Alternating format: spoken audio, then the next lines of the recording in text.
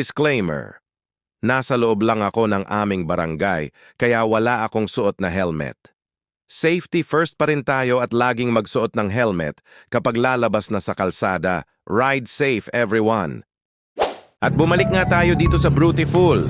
Talagang babalikan mo ang coffee shop na ito dahil napakasarap ng kanilang mga inumin at pagkain. Isa pa sa nagustuhan ko ay ang kalinisan nila sa paghahanda ng pagkain at inumin.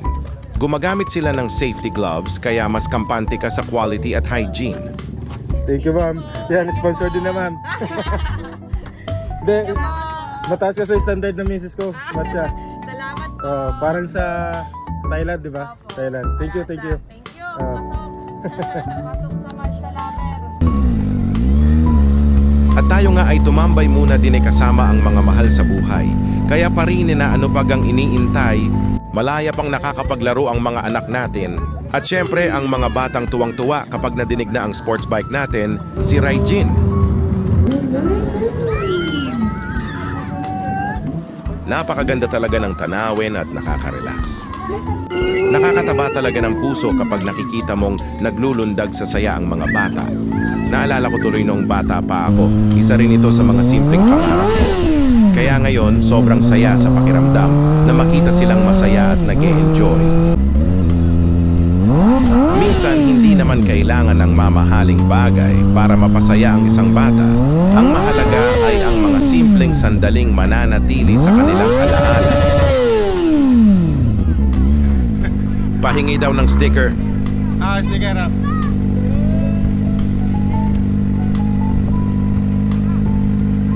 Pera, iPhone gusto mo? Ay, ulit po na iPhone. Pasiro po yung Ulit mo? Hindi kasi yan. Yan! Pababasa. Thank you. Sa susunod, manhunt para dito, sisingilin ko ng panggasolina. Haha, did you know? Sorry ko yan. Sige, ayos lang.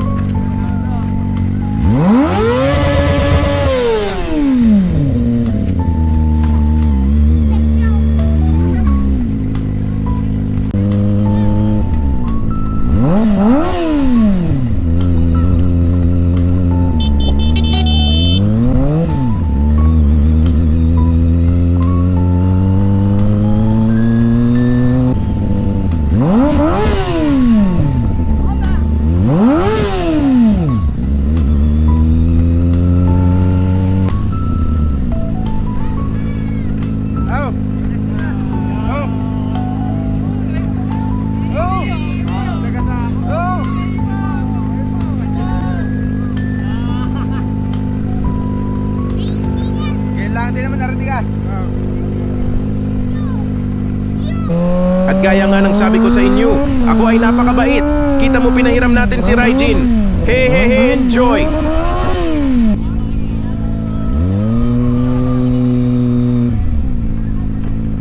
Lagan pala na rin dali.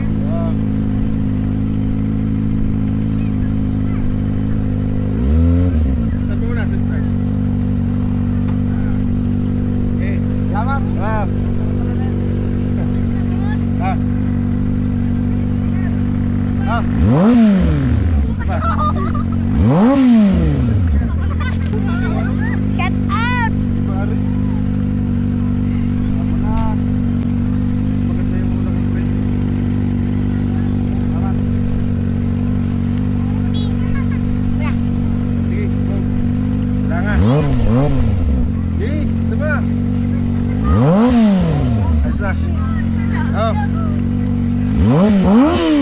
Nice, mamaya na